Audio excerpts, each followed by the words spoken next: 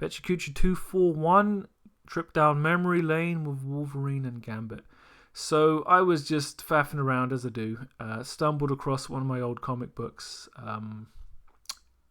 where all my other comic books are, Wolverine and Gambit, and I thought, well, why don't I just have a little shifty through this? So it's a British reprint of American comics. You know, I bought this in 2002, right? So this is, these are 90s comics that are even older than that. And they're not the worst comics. They're okay. Some 90s comics are really quite bad, especially from Marvel. And it starts with a plot synopsis to get you into whatever is going on in the Marvel universe at the time. I know people who've literally picked up comics and put them immediately back down because nothing was explained like this. This was a good idea.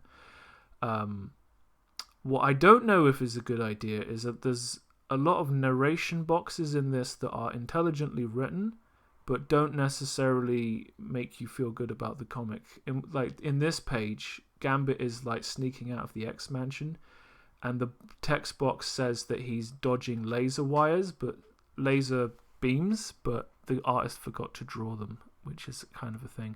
And on this page, somebody actually makes a legitimate 60s Batman joke, and nobody got sued. I mean, nobody would get sued, but the whole reason I'm scanning the pages of this comic this week is because I couldn't believe there was a Batman joke in a Marvel comic. So there you go. Originally, I was just going to flip through this, grab some images I wanted to render as quick as I could, because the beautiful thing about art is it takes literally seconds to start filling a blank canvas, which I think is probably why I even do this in the first place. So it's like just a panel of Wolverine. It's like a plot reveal where it turns out this bad guy who just killed Wolverine was Wolverine all along. Because that's about as convoluted as you can get, and that's what the X-Men is. So first I just try to get, something on the page, and then with the second layer of pencil work I try to actually get a likeness of the image. Not too distinct. And then on the third panel I thought, let's go the other way. Can I change what I've seen to reflect what I think is my anatomical understanding of how I would draw this picture? So I gave him eyebrows, and basically that's it. It's mostly the same with a little less muscle work. I'm not sure that was a valid thing other than to just see what I would do. There was a bit where there was a more cartoony style. And I just thought, can I quickly render something of this? Because I really like the energy of some of these pictures. I especially like her hand in the lower left corner of the panel. It's the beautiful thing about comic book art is that you can kind of simplify forms without losing so much of the complexity that they're not still cool. And speaking about the art style here, in this part of the comic, it's very 90s, it's very cartoony, and I feel like that used to be a thing Marvel did, and I don't see it that much these days, but also I've hardly read every comic ever. It's a shame if that's gone missing, though, because more styles attracts more people. I also, while listening to a Jim Cornette podcast, because there's a bit where Wolverine fights the Hulk in this, I thought, well, let me draw a picture of Wolverine fighting the Hulk. I'm sure it'll be terrible, but let's see if we can work our way through the terrible and get to something half decent.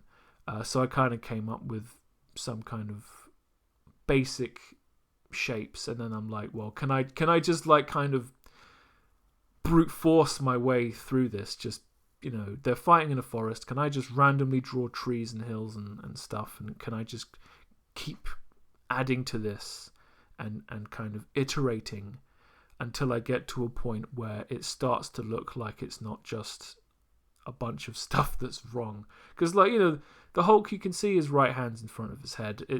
I don't do good hands. His forearm is defined, but does it have anything to do with accurate anatomy? Not really.